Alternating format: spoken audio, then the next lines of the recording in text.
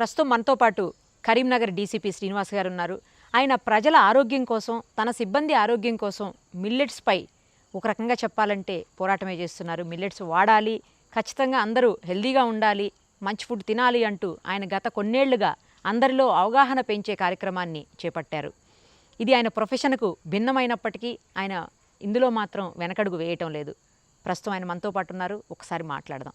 Sir నమస్తే అండి. నమస్తే అండి. సార్, ఎందుకు మిల్లెట్స్ తినాలి? చిరుధాన్యాలు తింటే లేకపోతే సిరిధాన్యాలు వాడితే ఆరోగ్యం అందరికీ మంచిగా ఉంటుంది అని చెప్పేసి మీరు గత కొన్నేళ్లుగా ఈ కార్యక్రమాన్ని ముందుకు తీసుకుపోతూ ఉన్నారు. ఎందుకు ఇలాంటి ఆలోచన మీలో?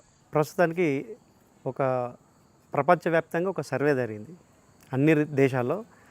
ఆ సర్వే ప్రకారం రాబోయే 2 సంవత్సరాల్లో భారతదేశము youngest nation in the world, అంటే ప్రపంచంలో యూత్ పర్సంటేజ్ ఎక్కువ ఉన్న జనాభా కలిగిన దేశంగా భారతదేశం ఆవిర్భవించబోతుంది. ఓకే. అంటే మన జనాభాలో యూత్ ఎక్కువ మంది ఉంటారు, ఎక్కువ శాతం ఉంటారు. కానీ దురదృష్టవశాత్తు యూత్ పర్సంటేజ్ అయితే పెరుగుతుంది, కానీ వాళ్ళలో ఫిట్నెస్ ఉండట్లేదు. ఇప్పుడున్న జనరేషన్లో ఫిట్నెస్ ఉండట్లేదు. హెల్త్ పరంగా వాళ్ళు 30, 35, 40 ఇయర్స్ వచ్చేటప్పటికి సమస్యలు ఎదుర్కొంటున్నారు. దాన్ని ఎందుకు కారణాలు ఏంటి అని ఒకసారి పరిశీలించి చూస్తే ఈరోజు మనం తీసుకునే ఆహారం, తర్వాత మన యొక్క లైఫ్ స్టైల్, మన జీవన విధానం. మీరు చూడండి, మనం ఏదైనా ఒక ఆరోగ్యకరమైన ఒక చక్కటి ఆహారం తినాలి అని అనుకుంటే మార్కెట్లో దొరకదు. తినాలని మనకున్నా కూడా మనకిప్పుడు మార్కెట్లో అవైలబుల్ ఉన్న ధాన్యాలు కానీ, కూరగాయలు కానీ, పళ్ళు కానీ, ఇంకా ఏ ఆహార పదార్థాలైనా కూడా ఇవి ఆరోగ్యకరంగా లేవు. అంత భయంకరంగా సిచ్యువేషన్ మారిపోయింది. 15-20 సంవత్సరాల క్రితం ప్రజలు గుంపులుగా లైన్లు కట్టి 2 ప్లేసులలో కనిపించేవాళ్ళు. ఒకటి సినిమా థియేటర్ల దగ్గర, 2 రైల్వే స్టేషన్లో టికెట్ల కొరకు. కానీ ఈరోజు హాస్పిటల్ దగ్గర లైన్లలో, క్యూ లైన్లలో కనిపిస్తున్నారు. అత్యధిక ప్రజలు వందలుగా గుంపులుగా హాస్పిటల్లో కనిపిస్తున్నారు. అది శుభపరిణామం కాదు. నెక్స్ట్ జనరేషన్కి, రాబోయే జనరేషన్స్కి చాలా ప్రమాదకరం. అదేవిధంగా యువతలో చూస్తే పెళ్ళైన వాళ్ళలో దాంపత్య జీవితంలో కూడా సమస్యలు వస్తున్నాయి. తర్వాత పిల్లలు పుట్టేకి, పిల్లలు కలిగే దాంట్లో సమస్య, పిల్లలు కలిగేటప్పుడు కూడా సమస్య, ఆ పిల్లలు అయిన తర్వాత వాళ్ళ పిల్లల ఆరోగ్యం సమస్య. అంటే మన యొక్క ఆరోగ్య పరిస్థితులు, ఆ స్టాండర్డ్స్ క్రమంగా తగ్గుతూ వస్తున్నాయి. కారణం మనం తీసుకునే ఆహారం, మన యొక్క జీవన విధానం, లైఫ్ స్టైల్ అండ్ ఫుడ్. మనకి మన సనాతన ఆయుర్వేదంలో ఆయుర్వేద శాస్త్రవేత్త ఒక మాట చెప్తాడు, ఆహారాన్ని ఔషధంగా తీసుకోవాలి, లేకపోతే ఔషధాలని ఆహారంగా తీసుకుంటారు. ఇప్పుడు అదే జరుగుతుందేమో సార్. సో ఇప్పుడు గుప్పుడు గోళీలు మింగుతున్నారు ప్రతి ఒక్కరు. దానికన్నా చక్కటి ఆహారం తీసుకుంటే మనం ఆరోగ్యంగా ఉంటాం. సిరిధాన్యాలు, ఒకప్పుడు వీటిని తృణధాన్యాలు అనేవాళ్ళు. ఓకే. అంటే neglected main course of meals కాదు. తృణధాన్యాలు అంటే చిన్న ధాన్యాలు, ఏదో సపోర్టింగ్. మెయిన్ ఆహారము, ముఖ్య ఆహారము గోధుమలు, బియ్యం, రైసు అయితే ఇవి తృణధాన్యాలు. అంటే ఏదో అడపదడప అప్పుడప్పుడు తినదగ్గవి అని పేరు ఉండేది. కానీ ఇప్పుడు అవి సిరిధాన్యాలు అయ్యాయి. అంటే అవి తింటే సిరులు, ఆరోగ్యపు సిరులు. మనం చక్కగా ఆరోగ్యంగా ఉండాలి అంటే సిరిధాన్యం తినాలి. సో అందుకని చెప్పేసి ప్రజల్లోకి ఈ సిరిధాన్యాల్ని ప్రజలు తినాలని, ప్రజల్లోకి ఈ సిరిధాన్యాల్ని తీసుకెళ్లాలని చెప్పేసి ఒక సంకల్పంతో దీని మీద ప్రయత్నం చేస్తున్నాను. ఓకే. కొంతవరకన్నా ఏమన్నా చేంజ్ వచ్చిందా సార్? మీరు చూస్తున్న వాళ్ళల్లో, అంటే మీ సబార్డినేట్స్లో కావచ్చు, మీ కొలీగ్స్లో కావచ్చు, రిలేటివ్స్లో కావచ్చు, లేకపోతే మీకు తెలిసిన ప్రజల్లో కావచ్చు, ఫ్రెండ్స్లో కావచ్చు? తప్పకుండా, డెఫినెట్గా దీంట్లో చాలా మార్పు వచ్చింది. 2013 నుంచి నేను ఈ యొక్క భావనను తీసుకుని వచ్చాను. దాని మీద ప్రయత్నం చేసుకుంటూ వచ్చాను. సిరిధాన్యాలు తింటే ఎందుకు తినాలి, దానివల్ల ప్రయోజనం ఏంటి అని చెప్తూ వస్తున్నాను. తర్వాత అందులో ఆ క్రమంలో నేను గమనించిన ఇంకొక సమస్య ఏంటంటే, దీన్ని ఎలా వండుకోవాలో తెలియట్లేదు ఇప్పటి జనాలకి, ఇప్పటి జనరేషన్కి. ప్రాబ్లం ఉంది. దాని పరిష్కారంగా ఎలా వండుకోవాలో కూడా నేను తయారు చేశాను. ఒక 100 వంటకాలు తయారు చేశాను. 100 వంటలు కూడా ఇప్పుడు నేను తయారు చేసి సో ఇది సామాజిక మాధ్యమాల ద్వారా ప్రజలందరికీ అందుబాటులో ఫ్రీ ఆఫ్ కాస్ట్ ఉండేట్టుగా ప్రయత్నం చేస్తున్నాను. సార్, ఇప్పుడు మీరు 100 రకాల వంటకాలు చేయొచ్చు సిరిధాన్యాలతో అంటున్నారు. ఆ 100 రకాల వంటకాల్లో ఏ టైప్ ఉంటుంది? అంటే అది మార్నింగ్ తీసుకునే బ్రేక్ఫాస్ట్గా ఉంటుందా, లంచా, డిన్నరా, ఏది? ఇప్పుడు మనము ప్రస్తుతము రైస్ తింటున్నాం. ఎన్ని పూటలు తింటున్నాం? 2 times తింటాం. ఇది కూడా అంతే. అయితే ఇది 3 పూటల్లో తినచ్చు. ఉదయం దోశలు వేసుకోవచ్చు, ఇడ్లీ చేసుకోవచ్చు, పొంగల్ చేసుకోవచ్చు, ఉప్మా చేసుకోవచ్చు. ఈ 4 వెరైటీలు మార్నింగ్ బ్రేక్ఫాస్ట్ తినొచ్చు. తర్వాత మధ్యాహ్నం లంచ్లో సాంబార్ రైస్, ఓకే. బిర్యానీ, పులావ్, ఇంకా రకరకాల డిషెస్ అన్నీ మీరు మధ్యాహ్నం తినేట్టుగా చేసుకొని తినొచ్చు. సేమ్ నైట్ కూడా అంతే. కానీ యాక్చువల్గా సిరిధాన్యాలతో చేస్తే ఎక్కువ టేస్ట్ ఉండదు, అది ఎక్కువ తినాలి అనిపించదు అని కూడా కొంతమంది అంటూ ఉంటారు సార్, నిజమా అది? అది తప్పు. వండే విధానం అనేది ఇప్పుడు జనరేషన్ మర్చిపోయింది. ఒక జనరేషన్ నుంచి ఈ జనరేషన్కి వచ్చేటప్పుడు మధ్యలో గ్యాప్ వచ్చేసి అసలు పరిచయమే లేకుండా అయిపోయింది.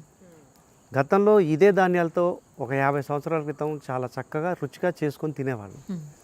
సో ఆ విధానం అనేది కాలక్రమేణా ఒక తరం నుంచి ఇంకో తరానికి అందాల్సిందే, అది అందలేదు, మారిపోయింది. మధ్యలో వచ్చిన టెక్నాలజీ అయితేనేమి, వంటింట్లోకి వచ్చిన రకరకాల మోడర్న్ ఎక్విప్మెంట్ అయితేనేమి, వీటన్నిటి ప్రభావం వల్ల ఈ యొక్క సాంకేతికత అనేది ఇప్పటి జనరేషన్కి అందలేదు. కాబట్టి వీళ్ళకి ఇది చేసుకునే విధానం తెలియక ఇవి చప్పగా ఉంటాయి అని చెప్పేసి అంటున్నారు. కానీ వీటిని కూడా టేస్టీగా రుచికరంగా చేసుకోవచ్చు అని మేము నిరూపించాం. 100 వంటలు చేసాం. ఈ మిల్లెట్స్ ఏవైతే ఉంటాయో అవన్నీ కూడా అంతగా అవైలబుల్ ఉండదు మార్కెట్లో, అన్ని వెరైటీస్ అవైలబుల్ ఉండదు, మనం కోరుకున్నంత క్వాంటిటీలో కూడా అవైలబుల్ ఉండదు అని అంటారు, నిజమా?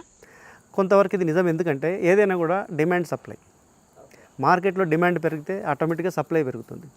సో అందరూ రైస్ తింటున్నారు కాబట్టి రైతులు అన్ని రైస్ పండిస్తున్నారు. మనమంతా సిరిధాన్యం తినడం మొదలుపెట్టామనుకోండి, డిమాండ్ పెరుగుతుంది, అప్పుడు రైతులు ఇవే పండిస్తారు. కాబట్టి అప్పుడు మార్కెట్లో ఇవి సమృద్ధిగా, ఇప్పటికే మార్కెట్లోకి వచ్చేసాయి, సమృద్ధిగా దొరుకుతున్నాయి, ప్రాబ్లం అయితే లేదు. కొద్ది కాస్ట్లో ఏమన్నా ఎక్కువ ఉంటాయా సార్? కాస్ట్ ప్రస్తుతానికి కాస్ట్ ఎక్కువ ఉన్నాయి. అదే ప్రస్తుతానికి రైస్తో పోలిస్తే సిరిధాన్యం యొక్క రేటు ఎక్కువగా ఉంది. కానీ తినే వాళ్ళ సంఖ్య పెరిగితే, పండించే వాళ్ళ సంఖ్య పెరిగినప్పుడు కాస్ట్ తగ్గుతుంది. ఓకే. ఇప్పుడు ఒకప్పుడు బాస్మతి రైస్ చాలా కాస్ట్ ఉండేది. అవును సార్. ఇప్పుడు బాస్మతి రైస్ తగ్గింది. అంటే బాస్మతి రైస్ ప్రొడక్షన్ పెరిగింది కాబట్టి దాని రేటు తగ్గింది. అలాగే సిరిధాన్యాలు ప్రొడక్షన్ పెరిగితే రేటు తగ్గుతుంది. ఇవి పిల్లలకు అలాగే విమెన్, ప్రెగ్నెంట్ విమెన్ అందరూ వాడచ్చా సార్? ప్రతి ఒక్కరు తినచ్చు. మాకు నేను హైదరాబాద్లో ఉన్నప్పుడు, సైబరాబాద్లో ఉన్నప్పుడు మా దగ్గర మెడికల్ క్యాంపు కండక్ట్ చేస్తే వచ్చిన డాక్టర్లో ఒక గైనకాలజిస్ట్ ఉండింది. ఓకే మేడం, ఆమె పర్టికులర్గా ఫెర్టిలిటీ మీద స్పెషలిస్ట్. ఓకే. అది గచ్చిబౌలి ఏరియా మొత్తం సాఫ్ట్వేర్ ఇంజనీర్స్ ఉంటారు. వైఫ్ అండ్ హస్బెండ్ ఎప్పుడు ఏసీలో పనిచేస్తారు కాబట్టి వాళ్ళలో ఇన్ఫెర్టిలిటీ ప్రాబ్లం, అంటే సెక్సువల్ ప్రాబ్లం కాదు, ఫెర్టిలిటీ రేట్ తక్కువగా ఉంటుంది. Okay okay fine. కన్సెప్షన్ తక్కువ. దాని మీద మేడం ఈ సిరిధాన్యాలతో ప్రయోగం చేస్తే 3 నెలల్లో 10 మందిని ట్రయల్గా తీసుకుంటే 3 నెలల్లో 7గురికి ప్రెగ్నెన్సీ వచ్చింది. సక్సెస్ రేట్ ఆ విధంగా వచ్చింది. నేను అడిగాను, మేడం, అంటే నాకు అప్పటికి తెలియదు, ఓకే మేడం మల్లెట్కి ప్రెగ్నెన్సీకి ఏంటి సంబంధం అంటే తను ఒకే మాట చెప్పింది, ఎప్పుడైతే మనం పంట పండించే సాయిల్ రిచ్గా ఉంటుందో, న్యూట్రిషన్ రిచ్గా ఉంటుందో మొక్క బలంగా పెరుగుతుందని చెప్పింది. ఇది కూడా అంతే. సో మిల్లెట్లో ఉండే న్యూట్రిషన్ సమృద్ధిగా లభించినప్పుడు ఆటోమేటిక్గా మనలో కెపాసిటీ పెరుగుతుంది. ఓకే సార్, ఇప్పుడు కొంతమంది డయాబెటిక్ ఉంటారు, తర్వాత హైపర్ టెన్షన్, ఇలాంటి అన్నీ ఇంకా చాలా రకాల డిసీజులు ఉన్న వాళ్ళు ఉంటారు. అలాంటి వాళ్ళందరూ ఇవి తినచ్చా? డయాబెటిక్ వాళ్ళు తినడం మొదలు పెడితే డే 1 నుండి నాన్ డయాబెటిక్ అవుతారు. అవునా? ఎస్. 3 పూటలు ఈ ఫుడ్డే తినాలి. 3 పూటలు. ప్రూవ్డా సార్ ఆ విషయం? ప్రూవ్డ్. మీరు టెస్ట్ చేసుకోవచ్చు. ఓన్లీ సిరిధాన్యం ఫుడ్ మార్నింగ్, మధ్యాహ్నం, నైట్ తింటే నాన్ డయాబెటిక్ అవుతారు. మీ షుగర్ లెవెల్స్ కంట్రోల్లో ఉంటాయి. బీపీ ఉన్నవాళ్ళు బీపీ నార్మల్కి వస్తుంది. ఓకే. తర్వాత కొంతమందికి డౌట్ ఉంటుంది, థైరాయిడ్ ప్రాబ్లం ఉన్నవాళ్ళు సిరిధాన్యాలు తినొచ్చా? సోషల్ మాధ్యమాలలో కూడా కొంతమంది చెప్పేస్తున్నారు ఏంటంటే థైరాయిడ్ ప్రాబ్లం ఉన్నవాళ్ళు సిరిధాన్యాలు తినకూడదు, తింటే థైరాయిడ్ పెరుగుతుంది అని. తప్పు. సిరిధాన్యాలకి థైరాయిడ్కి సంబంధం లేదు. ఓకే. థైరాయిడ్లో 2 రకాలుగా ఉన్నాయి. ఒకటి అయోడిన్ యొక్క శాతం తగ్గితే వచ్చే థైరాయిడ్ ఒక రకమైతే, అయోడిన్ శాతం కావాల్సిన దానికన్నా ఎక్కువ ఉన్నప్పుడు వచ్చే థైరాయిడ్ ప్రాబ్లం ఇంకొకటి. ప్రస్తుతం జనాభాలో 100కి 6, 100కి 10 మందిలో 3 లేదా 4 థైరాయిడ్ ప్రాబ్లంతో బాధపడుతున్నారు. ఇవన్నీ కూడా ఈ యొక్క అయోడిన్ ఎక్కువ ఉండవలసిన దానికన్నా ఎక్కువ ఉండడం వల్ల వచ్చే థైరాయిడ్ ప్రాబ్లమే. అంటే ఇది ఒక రకమైన పాయిజన్ డిపాజిట్ లాగా తయారవుతుంది. ఇంకా సిరిధాన్యం తినడం వల్ల ఇవన్నీ కూడా ఎలిమినేట్ అవుతాయి బాడీ నుండి, శుద్ధి చేస్తారు, కణజాలం అంతా కూడా శుద్ధి పడుతుంది. సో ఆ ప్రాబ్లం కూడా సాల్వ్ అవుతుంది. ఫైనల్గా ఒక డౌట్ సార్, ఇవి తింటే తొందరగా డైజెషన్ ఉండదు, ఇండైజెషన్ ప్రాబ్లం ఉంటుంది అని అంటారు, నిజమా? Defence food research laboratory Mysore వాళ్ళు ఇదే మిల్లెట్స్ మీద వాళ్ళు పరిశోధన చేసి వాళ్ళ యొక్క ఆన్లైన్ జర్నల్లో ఒక పేపర్ పబ్లిష్ చేశారు. ఓకే. దాంట్లో వాళ్ళు పరిశోధన చేసి చెప్పారు ఏంటంటే సింగిల్ మిల్లెటే కాదు, మల్టీ మిల్లెట్ మిక్స్ కూడా, అంటే 4-5 రకాల మిల్లెట్ కలిపి ఓకే. చేసిన వంటకం కూడా చాలా సులభంగా జీర్ణమవుద్ది. తర్వాత న్యూట్రిషన్ పరంగా ఒక మిల్లెట్ కన్నా ఒక 4-5 కలపడం వల్ల ఎక్కువ న్యూట్రిషన్ దొరుకుతుంది అని చెప్పేసి చెప్పారు. జనరల్గా ఎవరైనా ఆరోగ్యంగా ఉన్నారా లేదా ఈ రోజుల్లో కనుక్కోవాలంటే ఏం చేస్తున్నాం మనం? టెస్టులు, బాడీ మొత్తం టోటల్ బాడీ చెకప్ అంటున్నాం. టోటల్ బాడీ చెకప్ చేయించుకుంటున్నాం, వస్తున్నాం. దాంట్లో ఆరోగ్యంగా ఉన్నవాడు చెకప్లు చేయించుకురాగానే ఏదో ఒక డిఫెక్ట్ వస్తుంది, మీకు అనారోగ్యం, ఇమీడియట్గా మీరు మెడిసిన్స్ వాడాలని చెప్తున్నారు. కానీ దీనికి ఆయుర్వేదంలో ఎప్పుడో చెప్పారు. ఏమనంటే దాంట్లో శ్లోకంలో ఎక్స్ప్లెయిన్ చేస్తారంట. సమదోష సమాగ్నిశ్చ సమధాతు మలక్రియ ప్రసన్న ఆత్మజ ఇంద్రియ మనః స్వస్థ ఇది అభిధీయతే. అంటే సమదోష అంటే ప్రతి మనిషి శరీరంలో దోషం అంటే గుణం, 3 గుణాలు ఉంటాయి: వాత, పిత్త, కఫం. ఇవి సమతుల్యంలో ఉండాలి. సమాగ్నిశ్చ అగ్ని అంటే జఠరాగ్ని, ఆకలి, చక్కటి ఆకలి వేయాలి. సమధాతు మలక్రియ అంటే శరీరంలో ప్రతి కణజాలంలో ఉండే మలినాలు ఎప్పటికప్పుడు బహిష్కరించబడాలి, క్లీన్ అయిపోవాలి. ప్రసన్న ఆత్మజ ఇంద్రియ మనః అంటే ఆత్మ, ఇంద్రియాలు, మనసు ప్రసన్నంగా ప్రశాంతంగా ఉండాలి. స్వస్థ ఇది అభిధీయతే. దాన్నే మనం స్వస్తి అంటే శాంతి, సంతోషం, ఆరోగ్యం అంటాం. ఇది డెఫినేషన్. ఓకే. అంటే సింపుల్గా చెప్పాలంటే ప్రతి ఒక్కరు పొద్దున్న లేవగానే ఎట్లాగో బద్ధకం ఉంటుంది, లేచి కొద్దిగా అటు ఇటు తిరిగి కొద్దిగా మైండ్ బాడీ ఫ్రెష్ అవ్వగానే పని చేసుకోవాలన్న ఉత్సాహం మనలో ఉందనుకోండి, మీరు ఆరోగ్యంగా ఉన్నట్టు, సంపూర్ణ ఆరోగ్యంగా ఉన్నట్టు. ఇంకా లేచిన తర్వాత కొద్దిగా అటు ఇటు తిరిగి ఫ్రీ అయిపోయినా కూడా, స్నానం చేసిన తర్వాత కూడా కొద్దిగా నీరసంగా ఉండి పని ఇప్పుడు ఏం చేయాలి, కొద్దిగా రెస్ట్ తీసుకుంటే బాగుండు అనిపిస్తే సంథింగ్ రాంగ్. ఓకే. సో ఇది మరి మిల్లెట్స్, తృణధాన్యాలు, సిరిధాన్యాన్ని తినడం ఏ విధంగా మనకు దోహదపడుతుంది అంటే, మీరు ఒక మోటార్ సైకిల్ కొంటారు లేదా ఒక కారు కొంటారు, దాంట్లో పెట్రోల్ పోస్తారు, నడుపుతుంటారు. ఒక 5,000 కిలోమీటర్ తిరిగింది కారు, వెంటనే ఏం చేస్తారు మీరు? సర్వీసింగ్ ఇస్తారు. సర్వీసింగ్ ఇచ్చినప్పుడు సర్వీసింగ్లో ఇంజిన్ ఆయిల్, గేర్ ఆయిల్, తర్వాత ఫిల్టర్స్, ఎయిర్ ఫిల్టర్స్ అన్నీ మార్చేస్తాడు. తర్వాత క్లీన్ చేస్తాడు. అన్నీ చేసి మళ్ళీ సెటరేట్ చేస్తే అగైన్ దట్ ఈస్ రెడీ. అంటే ఇంజన్, ఒక కారులో ఒక ఇంజనే ఉన్నదానికే మీరు సర్వీసింగ్ చేయిస్తున్నారు. కానీ మనలో 1,23,00,00,000 కోట్ల ఇంజన్స్ ఉన్నాయి. అవి 24 గంటలు 24/7/365 డేస్ రన్ అవుతూనే ఉన్నాయి. మరి ఆ మోటార్లు కూడా సర్వీసింగ్ అవసరం కదా. ఆ సర్వీసింగ్ చేస్తేనే మనం ఆరోగ్యంగా ఉంటాం. అయితే మనకు అద్భుతమైన గుణం ప్రకృతి ఇచ్చింది ఏంటంటే ఆటో సర్వీసింగ్ చేసుకుంటాం. మన శరీరానికి ఒక శక్తి ఉంది ఏంటంటే తనకు తాను రిపేర్ చేసుకుంటుంది, ఆటో సర్వీసింగ్ చేసుకుంటుంది. దానికి కావాల్సింది ఏంటంటే పోషకాలు మనం ఇచ్చినప్పుడు ఆ పోషకాలను గ్రహించి తనకు తాను రిపేర్ చేసుకుంటుంది. చేసుకొని ఆటోమేటిక్గా అది శక్తివంతం అవుతుంటుంది. ఇది డైనమిక్ ఎనర్జీ. ఇది అంటే ఎప్పుడు నిరంతరం ఇది డైనమిజంలో ఉండే ఎనర్జీ. కాబట్టి దీన్ని కంపల్సరీ మలినాలు వస్తుంటాయి. ఎట్లెట్లా వచ్చిన మలినాలు అట్లట్లా ఎప్పటికప్పుడు క్లీన్ అయిపోతూ ఉండాలి. తర్వాత రీజ్యూనేట్ అవుతూ ఉండాలి. అప్పుడు ఆటోమేటిక్గా ఆరోగ్యం ఉంటుంది.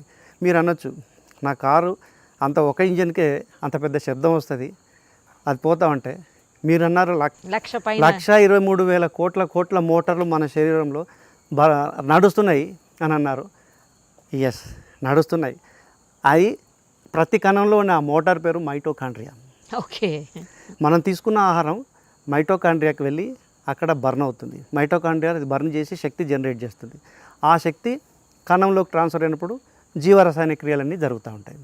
మీరు ఈ 1,23,000 కోట్ల మైటోకాండ్రియాలు జనరేట్ చేసే శబ్దాన్ని వినాలనుకుంటున్నారా?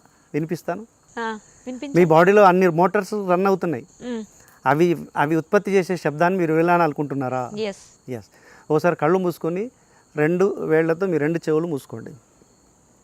Just close your eyes and close your years. కళ్ళు మూసుకోండి.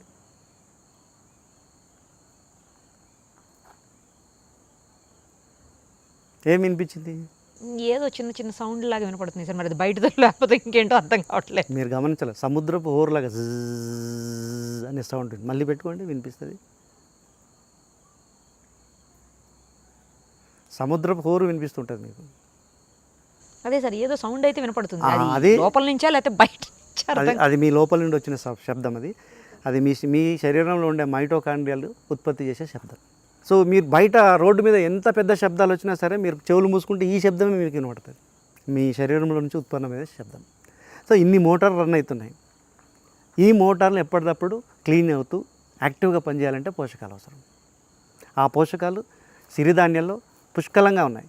బియ్యం మనం తింటున్నాం ఆహారంగా. బియ్యం is carbohydrate, it is like a fuel, petrol. అది ఓన్లీ శక్తిని మాత్రం ఇస్తుంది, కార్బోహైడ్రేట్స్. కానీ మిగతా కణజాల ఉత్పత్తికి, మన కండరాల నిర్మాణానికి, ఎముకల నిర్మాణానికి, మన యొక్క నాడీ నిర్మాణానికి, వీటన్నిటికీ పోషకాలు కావాలి, ఖనిజ లవణాలు కావాలి, విటమిన్లు కావాలి, ప్రోటీన్లు కావాలి. ఇవన్నీ కూడా సిరిధాన్యాల్లో సమృద్ధిగా ఉన్నాయి. ఫర్ ఎగ్జాంపుల్ మీరు రాగులు తీసుకోండి, దాంట్లో కాల్షియం ఉంటుంది అత్యధిక శాతం. సజ్జల్లో తీసుకుంటే ఐరన్ అత్యధిక స్థానాల్లో ఉంటుంది. అదేవిధంగా మీరు కొర్రల్లో తీసుకుంటే పొటాషియం ఉంటుంది, అండు కొర్రల్లో తీసుకుంటే ఫాస్ఫరస్ ఉంటుంది. అంటే ఒక్కొక్క సిరిధాన్యంలో ఒక్కొక్క మూలకం, మనకు కావాల్సిన మూలకం హెచ్చు స్థాయిలో ఉంటుంది. కాబట్టి ఈ సిరిధాన్యాలన్నింటినీ కూడా మనం వేరు వేరు సిరిధాన్యాలను మనం వాడుతూ ఉంటే అందులో ఉండే అన్ని పోషకాలు మనకు సమృద్ధిగా లభించి ఆరోగ్యంగా ఉంటాం. అది రహస్యం. సూపర్ సార్, చాలా బాగా చెప్పారు. అసలు చాలా ఎలా అయితే అర్థమవుతుందో వినేవాళ్లకు అలా క్లియర్గా ఎక్స్ప్లెయిన్ చేశారు. Thank you sir. ఖచ్చితంగా మిల్లెట్స్ మీద మీతో పాటు నేను కూడా జాయిన్ అవుతాను సార్. ఇంకా అందులో ఇంకొక మాట చెప్పదలుచుకున్నాను. సనాతన ఆయుర్వేదంలో ఆరోగ్యం మీద భావోద్వేగాలు ఎలా ప్రభావం చూపిస్తాయి అనేది స్పష్టంగా చెప్పాడు. దాంట్లో క్రోధ, శోక, భయ, ఆయాస, విరుద్ధాన్న భోజన, తత్వ, ఆమ్ల, క్షార, లవణ, దీక్షస్తే, వాత, పిత్త, కఫ ప్రకోపే. అంటే కోపము, భయము, కుంగుబాటు, ఆందోళన లాంటి మానసిక ఎమోషన్స్ అధికమైనప్పుడు ఎపిటైట్, అంటే అన్యాచురల్ ఎపిటైట్ జనరేట్ అవుతుంది. ఏది కనబడితే అది తినేయాలన్న ఎపిటైట్ జనరేట్ అయ్యి ఆ పిచ్చి పిచ్చి ఫుడ్ అంతా తింటారు. దాంతో శరీరంలో వాతము అంటే వాయువు, పిత్తము అంటే పైత్యము, కఫము అంటే అది, వాటి యొక్క ఉత్పత్తి పెరిగి ఆరోగ్యం నాశనం అవుతుంది. ఈ మధ్య కాలంలో డాక్టర్ క్యాండీస్ పర్ట్ ఆమె నోబెల్ బహుమతి గ్రహీత. ఆమె మనిషి యొక్క ఎమోషన్స్ ఏంటి, అసలు ఈ ఎమోషన్స్ మనం కొలవచ్చా అని పరిశోధన చేసి ఆమె ఒక పుస్తకాన్ని రాసింది. ఏది, మాలిక్యూల్స్ ఆఫ్ ఎమోషన్. దాంట్లో emotions are nothing but biochemical reactions. అంటే మన జీవరసాయనిక చర్యలే. భావోద్వేగాలంటే జీవరసాయన చర్యలే. జీవరసాయన చర్యలు ఏ స్థాయిలో జరుగుతున్నాయి మనం కొలవచ్చు. అంటే భావోద్వేగాల్ని కొలవచ్చు.